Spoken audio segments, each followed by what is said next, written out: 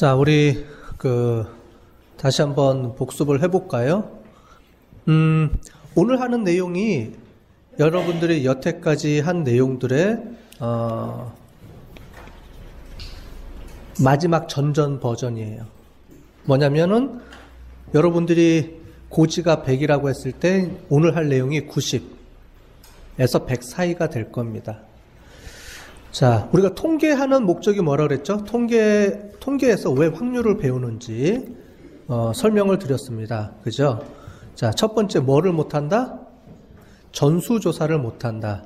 이제 모집단을 다 조사할 수 없는 상황이 거의 90% 이상이다. 전수조사를 못하기 때문에 그 중에 일부분을 뽑는다. 그걸 뭐라 그랬죠? 무슨 조사? 표본조사를 한다. 표본조사를 하게 되면 뭐가 발생한다? 오차가 발생한다. 뭐하고 뭐 사이에? 모수하고 통계량. 아, 이제 용어가 좀 나오네? 이제 통계 용어가 막 나오죠? 모수와 통계량 사이에 오차가 발생한다. 여러분들, 우리는 모수를 알 수 있어요, 없어요? 모수를 알 수 있다? 없다? 그렇죠. 모수는 전수조사를 다 해야 알 수 있는 게 모수인데, 전수조사를 다 하면 표본조사를 할 필요가 없는 거죠? 우리는 모수조사를 할 수 없기 때문에 표본조사를 한다라고 조금 전에 얘기했잖아요. 그렇기 때문에 우리는 모수, 진짜 값은 몰라요. 그래서 그 진짜 값을 알기 위해서 뭘 하느냐는 거냐면 그 중에서 일부분을 뽑아서, 그걸 표본이라고 부르죠. 일부분을 뽑아서 뽑은 자료를 이용을 해서 그 자료의 평균과 표준 편차를 이용해서 뭘 구하는 거다? 모수가 얼마 정도 될 것이야 라고 예측하는 거죠. 그게 통계학이라 그랬고요. 그 예측하는 과정에서 그러면 우리가 구한 통계량에서 어느 정도 범위 안에 모수가 있을 것이냐라는 구간을 설정해야 되죠. 그걸 오차 범위라 그랬죠. 그 오차 범위의 구간을 설정하는데 그 오차 범위의 구간을 우리는 확률을 이용한다 그랬어요. 왜 확률을 이용하느냐? 확률은 도수분포표라 그랬죠. 전체 중에 몇 명이 그 안에 있느냐가 곧 다른 말로 하면 확률이라 그랬어요. 우리가 95%다라고 얘기하는 건 뭐냐면 전체 100명 중에 95명 정도가 있을 확률. 다른 말로 하면 거의 다 신뢰할 수 있는 확률. 그 범위를 우리가 구하는 거죠. 그 범위를 구할 때 우리가 지금 지난주에 약간 새로운 용어를 얘기했을 거예요. 그게 뭐였냐면 표준 편차를 이용한 보폭에 대한 얘기를 했었죠. 그죠? 한 걸음이냐, 두 걸음이냐. 그거를 우리가 정리를 한 통계 이론이, empirical rule, 경험 규칙, 또는 체리셰프의 정리, 이런 거에 보면 평균으로부터 모든 데이터들에 대한 분포가 어떻게 돼 있냐면 두 걸음 이내에 다 떨어져 있다라는 거예요. 그래서 우리가 신뢰 구간이라는 걸 얘기할 때는 몇 퍼센트의 믿음을 가지고 몇 퍼센트 대한 신뢰할 수 있는 확률을 가진 그 구간을 구하는 건데 그때 필요한 게 95%라고 얘기를 했습니다. 그죠? 그 95%가 되는 거를 발걸음으로 따지면 두 표준 편차, 두 발걸음 이내 좌우에 그 범위 안에 우리가 존재하게 된다. 이게 정해져 있는 거예요. 엠피리컬 룰이라는 거는 두 걸음 거리라는 게 정해져 있기 때문에 그 두 걸음 안에서 우리가 오차 범위를 구한다. 근데 사람들마다 보폭이 틀리죠? 어린아이의 보폭과 어른의 보폭이 다 틀려요. 무슨 말이냐면 우리가 구한 샘플마다 그 샘플에 대한 보폭, 즉 표준 편차는 다 틀리다는 얘기죠. 어떨 때는 표준 편차가 뭐라 그랬죠? 데이터가 평균으로부터 흩어진 정도라 그랬죠? 그래서 넓게 퍼져 있으면 표준 편차가 클 거고, 즉 보폭이 클 거고, 밀접하게 모여 있으면 보폭이 작을 거라는 말이죠. 그걸 지난 시간에 얘기를 했습니다. 자, 그런데 우리는 이제 뭘 할 거냐면 오늘은 표본분포라는 얘기입니다. 표본분포라는 건 뭐냐면 여태까지는 우리가 지난 시간에 얘기했던 거는 모수에 대한 얘기를 했어요. 즉 그 중에서 일정 부분을 뽑았을 때에 대한 분포를 설명한 게 아니고요. 전체 모집단이었을 때 모든 데이터들은, 모든 우리가 구한 샘플의 데이터들은 일정한 두 걸음 안에 거의 데이터의 95%가 그 안에 존재한다 라는 걸 우리가 지난 시간에 배웠고요. 오늘은 뭘 배우는 거냐면 그렇다면 우리가 전체 집단에서 일정 부분의 샘플을 뽑았을 때 그러면 샘플에 대한 분포는 어떻게 바뀌느냐? 라는 겁니다. 결론적으로 말씀드리면 샘플의 표본과 우리가 지난 시간에 배운 모집단의 표본과 거의 차이가 없습니다. 자, 그 부분을 한번 볼게요. 오늘은 표본 분포입니다. 그 중에 몇 개를 뽑았을 때 오늘의 핵심 내용을 먼저 말씀드리면 우리가 걸음걸이라고 했죠. 좀 전에 표준 편차가 걸음걸이라고 했는데 이 표준 편차가 바뀝니다. 자, 오늘의 중요한 핵심 포인트는 뭐냐면 표본 오차가 아니고요. 표준 오차라는 말을 쓸 겁니다. 그거는 뭐냐면 샘플에서 일정 부분 뽑았을 때 보폭이 바뀝니다. 그 보폭을 표준 오차라고 부릅니다. 자, 오늘의 핵심 내용은 그거예요. 그거를 딱 기억하고 있으면 이제 게임 끝입니다. 자, 한번 볼게요. 자, 들어가기에 보면은 여러 가지 우리가 실질적으로 여러 가지 문제를 맞닥뜨리는데 그 문제들의 예제를 몇 가지를 했습니다.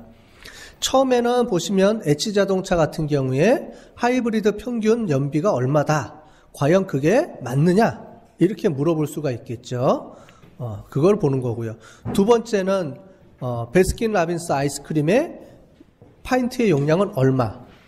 여러분들 그렇게 됐을 때 그게 과연 용량에 맞게 나왔느냐 안 나왔느냐 이거를 결정할 수도 있고요. 그 다음에 이탈률도 많이 조사하죠. 이탈률은 비율입니다. 전체 중에 몇 퍼센트가 포함이 되어 있는지 이탈률입니다. 이탈률도 우리가 예측할 수가 있고요. 그 다음에 제일 마지막에는 평균이 아니고요. 오차 범위, 우리가 얘기하는 표준 편차라는 거로 얘기를 우리가 했었죠. 표준 편차, 즉 분산이 같은지 틀린지를 보는 겁니다. 얘는 여태까지 위에 세 개는 평균이 얼마가 되는지를 보는 거고요. 얘는 얼마만큼의 변화가 있느냐, 즉 변화가 심하느냐 심하지 않느냐 이걸 보는 거죠. 만약에 우리가 공장에서 품질 검사를 할 때 얼마만큼 변동이 있어야지만 우리가 인정을 해줄 것이냐, 그거를 볼 때 이제 이런 걸 보고 합니다. 분산이라고 얘기를 하는 거죠. 자, 이러한 문제들을 해결하기 위한 방법론이 오늘 나옵니다. 자, 통계적 추론 뭐 여러 개 다 배웠던 거고요. 표본 조사는 그 중에 일부분만 추출한다라는 부분이 있습니다. 자, 그래서 제일 마지막에 뭐가 나왔냐면 표본에 따라서 변동, 즉 오차가 발생한다는 얘기를 하고 있는 겁니다. 우리 옛날에 했던 거 다시 한번 이제 복습하는 겁니다. 이 표 봤었죠? 그래서 우리가 샘플할 때 배웠잖아요. 두째 주인가요? 셋째 주에 할 때 배웠습니다. 자, 이쪽은 모집단, 우리가 조사하고 싶은 모든 집단, 모든 대상들이 있는 집단을 모집단이라고 했고요. 여기는 그 중에서 일부분을 뽑는 표본이고요. 그 표본에 대해서 모집단이 갖고 있는 모수가 있고 표본에서 뽑힌 것들을 우리가 추정치, 통계량이라고 얘기를 했죠. 그래서 이 통계량을 가지고 모집단의 모수를 우리가 추론해내는 거라 그랬죠. 그 과정이다라고 얘기를 했습니다. 자, 그러면 표본을 뽑아서 이제 뽑아서 조사를 합니다. 그러면 어떤 문제가 발생하는지를 한번 보도록 할게요. 자, 일단은 가정입니다. 가정이에요. 무슨 가정이냐면 우리가 전체 모집단을 60명이라고 일단 가정을 합시다. 그리고 나서 이 중에서 우리가 일정 부분의 샘플을 뽑아 볼게요. 그러면 그 샘플의 값이 우리가 알고 싶어하는 전체 모집단의 값하고 어떤 차이가 나는지를 예제를 들어서 조사를 한 겁니다. 실제로는 모집단을 다 조사할 수 없는 겁니다. 이 지금 샘플은 여러분들한테 이해를 시켜드리기 위해서 제가 가공해서 만들어 놓은 거예요. 자, 볼게요. 자, 전체 모집단이 60명이라고 가정합시다. 그럼 실제로 만약에 내가 연구한다 그러면 이 모집단의 평균 내면 끝이에요. 더 조사 안 해도 돼요. 그죠? 자, 그랬을 때 전체 60개가 나왔고요. 평균이 56.43kg, 그 다음에 표준 편차가 7.41 이렇게 값이 나왔습니다. 우리는 이걸 조사하고 싶은 거예요. 그런데 실제로는 이렇게 조사를 못한다고 가정해 봅시다. 지금 60개로 한정됐기 때문에 조사가 가능한 거죠. 더 많으면 못하겠죠. 자, 그랬을 때, 자, 5개라는 샘플을 가지고 우리가 조사한다는 꼭 가정해 봅시다. 자, 5개를 뽑았을 때 x의 값이 이렇게 바뀝니다. 즉, 이 중에서 샘플을 5개를 뽑았을 때 값이 바뀐다는 말이죠. 자, 이렇게 바뀌겠죠? 어떻게 샘플을 뽑느냐에 따라서 바뀔 거예요. 그러면 실제로 우리가 구하는 모집단의 모수, 이거는 우리가 모른다라고 했어요. 지금 이제 우리가 안다라고 가정하고 연습을 하기 위해서 우리가 쓰는 거니까. 자, 이 값을 몰랐을 때 우리는 요 값만 대상이 되겠죠. 이 값을 가지고 우리가 요 값을 예측하는 겁니다. 그런데 하나가 문제가 있죠. 뭐냐면 우리는 여러 번 조사할 수가 없죠. 한 번만 조사합니다. 즉 요거가 선택이 되든 요거가 선택이 되든 어느 것 중에 하나만 선택을 하겠죠. 그랬을 때 그 선택된 값을 가지고 이 값을 과연 예측할 수 있느냐, 이게 오늘의 문제입니다. 자, 그래서 볼게요. 뭐 식이 여러 개 나와 있죠. 왼쪽에 있는 식들은 우리가 다 배웠습니다. 자, 제가 샘플로 한 10가지만 해봤어요. 자, 이거는 샘플입니다. 실제로는 이렇게 하는 게 아니에요. 뭐냐면 아까 전에 60개에서 5개의 샘플을 하나 골랐어요.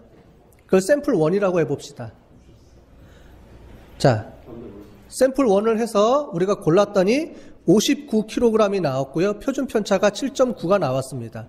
만약에 실제 상황이면 우리가 어떻게 해야 되냐면 이 중에서 하나만 선택하게 될 거예요. 즉 여러분들 조사를 할 때 샘플 조사 한 번만 하지 샘플을 여러 번 조사 안 하거든요. 그죠? 자, 요거라고 했을 때 봅시다. 자, 그런데 우리가 한번 계산을 한번 해봤어요. 어떤 계산을 해봤냐면 샘플을 한 10가지를 뽑아봤어요. 그랬더니 어떻게 나와요? 샘플 값들이 어떻게 돼요? 다 변해요? 안 변해요? 변하죠. 원래는 요 값이 진짜 값입니다. 56kg이 진짜 값인데 실제로 우리가 뽑을 때는 여기서 여기까지 일정한 값에, 즉 여기 보면 빨간 선이 있죠? 이 빨간 선이 진짜 값입니다. 모수, 우리가 알고 싶어하는 모수인데 실제로는 우리가 샘플을 하나 골랐을 때 여기 빨간 바가 중간에 있죠? 직선. 이 직선이 평균을 나타내 준 겁니다. 평균이 들쑥날쑥하죠? 그렇지만 어때요? 우리가 구하고자 하는 실제 진짜 값하고의 일정한 오차 범위 안에 존재하죠? 그죠? 존재합니다. 존재하는데 우리가 실제로 이 샘플들을 다 곱해보면 다 이 평균, 이 샘플의 평균의 평균, 즉 우리가 5개씩 샘플한 거에 평균을 구했는데 그 평균들 10개의 평균을 구해보면 실제로는 우리가 구하고자 하는 값하고 거의 일치합니다. 모수하고. 그렇지만은 이렇게 할 필요가 없다는 얘기예요. 우리는 뭘 구할 수 있느냐?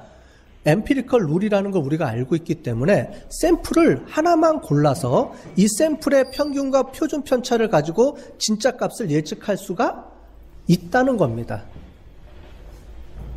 자, 그렇게 봤을 때 오늘은 뭘 하는 거냐면 샘플하고 모집단의 값하고 어떤 차이가 있느냐, 그 다음에 샘플을 몇 개 고르면 되죠? 우리가 10개, 20개, 100개, 200개? 왜 샘플을 얼마만큼 골라야 되는지 그거를 설명해 주기 위해서 하는 겁니다. 자, 5개씩 골랐더니 이렇게 나왔어요. 그런데 제가 하나씩 골랐을 때와 10개 골랐을 때를 한번 다시 비교해 봤어요. 자, 앞에는 한 번에 샘플을 5번 골랐을 거예요. 자, 뒤에는 한 번 골랐을 때는 데이터가 하나겠죠? 그랬을 때 이 값하고, 실제 값하고, 그 다음에 샘플을 여러 번 골랐을 때 값하고 비교해 보시면 값이 차이가 있는 것을 보게 됩니다. 즉, 샘플을 많이 뽑으면 뽑을수록 우리가 알고 있는 모수하고 점점 밀접하게 가까워지는 거예요. 됐죠? 그래서 샘플을 샘플은 많이 뽑으면 뽑을수록 실제로는 우리가 구하고자 하는 그 원하는 값하고 일치하게 된다는 겁니다. 그런데 문제가 하나 있습니다. 뭐냐면 우리는 샘플이 작기 때문에 작은 거를 샘플을 여러 번 뽑아서 그 평균에 또 평균을 구하는 이런 방법을 썼는데 실제로는 이렇게 구할 수 없다는 거죠. 여러분들 조사를 할 때 보면은 샘플을 한 번만 고릅니다. 100명 하나. 끝. 100명을 10개를 고르지는 않죠. 보통 우리가 샘플을 구할 때. 즉 100명 하나. 이렇게 딱 고르고 끝납니다. 자, 그렇게 과연 골랐을 때 과연 우리가 어떻게 하면 예측할 수 있느냐? 이게 오늘의 핵심 문제예요. 자, 다시 한번 정리를 해볼게요. 그래서 보시면 표본 분포라는 게 이렇게 존재하는데 이 표본 분포는 실제로 평균의 분포입니다. 말이 좀 어렵죠? 그냥 듣고 넘어가시면 돼요. 중요한 거는 밑에 볼게요. 보면 평균하고 평균의 평균들은 평균하고 똑같다라는 얘기입니다. 즉 평균들을 뽑아서 그 평균의 평균을 내면 우리가 구하고자 하는 모수하고 똑같다. 값이 일치하더라. 이 얘기를 하는 건데 아마 처음 듣는 분들은 무슨 말인지 잘 모를 거예요. 자, 중요한 건 요겁니다. 여러분들 우리 많이 봐왔죠? 우리가 구한 샘플의 평균하고 모집단의 값하고 뭐가 발생한다? 우리 여태까지 했잖아요. 제가 맨날 얘기했잖아요. 뭐예요? 표본 오차가 발생한다. 이거 계속 얘기했었죠? 자, 그거 이겁니다. 자, 우리가 구한 모수하고 표본으로부터 한 값하고, 즉 통계량하고 앞에 있는 x바가 통계량이고요. 뒤에 있는 뮤가 모수라는 말이죠. 즉 통계량하고 모수하고는 항상 오차가 존재하는데 이 오차는 범위는 표준 오차로 결정된다라는 말입니다. 이 표준 오차. 여기서 중요한 게 이 개념이 중요합니다. 왜 중요하냐면 여러분들 여태까지 보폭을 얘기할 때 표준 편차가 보폭이라고 얘기했는데 표본은 약간 틀립니다. 뭐가 틀리냐면 그 밑에 루트 n이라는 게 붙어요. n이 뭐였죠? n은 통계학에서는 데이터 개수입니다. 즉 샘플링의 개수에 따라서 우리가 구하는 에러 범위가 줄어들어요. 자, 분모가 증가하면 분자는 가만히 있고 분모가 증가하면 어떻게 돼요? 값이 줄어들어요? 늘어나요? 자, 우리 수학 시간에 배웠죠? 자, 밑에가 2분의 1과 3분의 1 숫자가 줄어들었어요? 늘어났어요? 얘는 0.5고요. 얘는 0.3이죠. 즉 분모가 늘어나면 어떻게 돼요? 분자는 전체 값은 줄어들죠. 분자가 고정되어 있는 상황에서는. 그죠? 그래서 무슨 말이냐? 저 식에 의하면 데이터 샘플 개수, 즉 표본의 개수가 늘어나면 늘어날수록 어떻게 돼요? 오차 범위가 줄어든다라는 얘기를 하고 있습니다. 자, 왜 그럴까? 실제로 한번 해볼게요. 한번 예를 들어 보겠습니다. 데이터가 10개짜리일 때 아까 전에 샘플들을 쭉 뽑아봤죠? 뽑아봤더니 이렇게 나옵니다. 자, 그러면 샘플의 평균의 평균을 쭉 해봤더니 평균은 우리 전체 평균하고 비슷하게 바뀌고요. 그 다음에 표준 편차는 뭘로 바뀌냐면은 실제 표준 편차고요. 얘가 실제로 구한 값의 표준 편차입니다. 어떻게 바뀌냐면은 실제로 전체 데이터 개수를 루트 n으로 나눈 값하고 비슷합니다. 즉 표본의 평균과 분산이 실제로 우리가 구한 모집단의 평균과 분산하고 거의 일치하는 걸 볼 수가 있는데 여기서 중요한 거는 뭐냐면 실제로 보시는 모집단의 평균은 우리가 구한 표본 평균의 루트 n으로 나눈 값하고 일치하더라 이거예요. 이게 오차 범위를 결정한다는 얘기입니다. 자, 그래서 중심극한 정리에 의하면은 이렇게 바뀌는 거죠.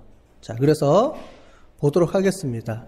자, 우리 경험적 규칙 나와 있죠. 여기서 두 표준 편차에 95%의 데이터가 있다라고 배웠고요. 표준 정규 분포에서도 두 표준 편차, 즉 1.96. 두 발걸음이 약간 안 된다 그랬죠?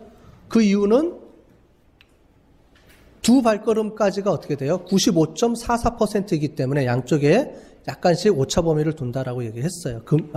값이 2가 딱 안 떨어진다라고 배웠습니다. 자, 한번 볼게요. 자, 우리가 데이터를 샘플을 하나 뽑았을 때와 5개를 뽑았을 때, 10개를 뽑았을 때 어떻게 바뀌냐면 샘플을 하나 뽑았을 때 값의 신뢰 구간의 값, 그 다음에 샘플을 5개 뽑았을 때 신뢰 구간의 값, 10개 뽑았을 때 신뢰 구간의 값, 점점 어떻게 돼요? 값이 줄어들어요? 늘어나요? 오차가. 지금 여기서부터 여기까지가 오차 범위입니다. 평균을 중심으로 했을 때 오차 범위를 나타내는 거예요. 늘어나요? 줄어들어요? 줄어드는 걸 볼 수 있죠. 값이. 자, 그 값이 왜 줄어드냐면 여기 보시면 다른 거는 다 고정돼 있어요. 똑같아요. 앞에는 평균이고요. 평균에서 플러스 마이너스 2걸음. 2걸음은 보폭은 무조건 1.96이라 그랬죠? 그런데 뭐가 바뀌냐면 여기서 보폭이 바뀝니다. 보폭이 시그마에서 루트 n분의 시그마로 바뀐다 그래서 즉 표준 편차에서 표준 오차라는 말로 바뀝니다. 오늘의 핵심 내용은 이거예요. 다른 거 없고요. 우리가 구하는 앞에서 배웠던 표준 편차에서 표준 편차 시그마라는 개념에서 뭘로 바뀌느냐? 우리가 샘플을 구할 때는 샘플의 개수가 증가하면 증가할수록 어떻게 되냐면 보폭이 줄어들어요. 이 보폭이 줄어드는 거를 표준 오차라는 말로 부릅니다. 이제 표준 편차가 아니고요. 표준 편차에 루트 n, 즉 데이터 개수만큼을 나눈 게 에러를 구하는 방법이 되고 이게 루트 n분의 시그마가 되는 이게 표준 오차라는 말로 바뀌는 겁니다. 자, 그래서 여기 보시면 1.96 옆에 나와 있는 이게 보폭 사이즈거든요. 얘는 걸음거리가 한 걸음, 두 걸음이냐 이걸 나타내 주는 거고 얘는 한 걸음이 얼마가 되지, 몇 센치지, 몇 킬로그램이지 이걸 내는 거예요. 이 보폭 사이즈입니다. 중요한 건 이 보폭 사이즈에 뭐가 들어가요? 샘플일 때는 루트 n의 개수만큼에 들어가죠. 즉 아까 전에 얘기했던 대로 분모가 커지면 커질수록 어떻게 돼요? 전체 분자는 고정되어 있으니까 전체 값은 당연히 작아지죠. 무슨 얘기예요?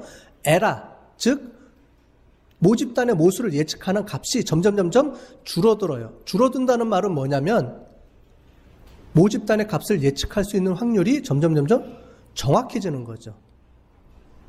무슨 말이냐? 자, 평균 얼마예요? 물어봤더니 평균 50kg에서 플러스 마이너스 10kg 사이 있을 거예요. 이거랑 아니에요. 50kg에서 플러스 마이너스 1kg 안에 있어요. 어떤 게 더 정확해요? 예측치가. 플러스 마이너스 1kg이 더 정확하게 예측한 거죠. 에러율이 줄어들잖아요. 즉 무슨 말이냐면 표본은 우리가 표본을 몇 개를 구하느냐? 구하는 개수는 상관이 없습니다. 30개 이상이면 돼요. 그런데 여기 이 규칙에 의하면 어떻게 돼요? 표본의 개수가 증가하면 증가할수록 어떻게 돼요? 보폭 사이즈가 줄어들죠. 만약에 10cm였던 것들이 n의 개수가 늘어나면 보폭이 점점 줄어든다는 거예요. 지금 우리가 하는 건 뭐냐면 평균으로부터, 즉 표본의 평균으로부터 모집단의 값이 있을 범위를 예측하는 거죠. 지금 중요한 주제는 뭐냐면 우리가 표본으로부터 데이터를 구해서 구한 평균이 있어요. 평균하고 표준 편차가 있는데 이 표본으로 구한 평균과 표준 편차를 이용해서 뭘 예측하는 거예요? 모집단의 값을 예측하는 겁니다. 그렇게 예측할 때 중요한 거는 에러 범위를 예측하는 데 필요한 거는 표준 오차라는 개념이 쓰인다. 이제부터는. 그래서 표준 편차가 그냥 쓰이는 게 아니고 표준 편차의 루트 n의 개수만큼 나눠준 표준 오차. 이거는 표본일 때만 쓰여요. 표본으로 구할 때만, 표본 분포일 때만 쓰이는 겁니다. 그렇게 구할 때 이게 보폭이 바뀌는 거를 쓴다. 즉 표준 오차라는 게 우리가 구한 에러 범위를 나타내는 거다. 이거를 나타내주고 싶은 거예요.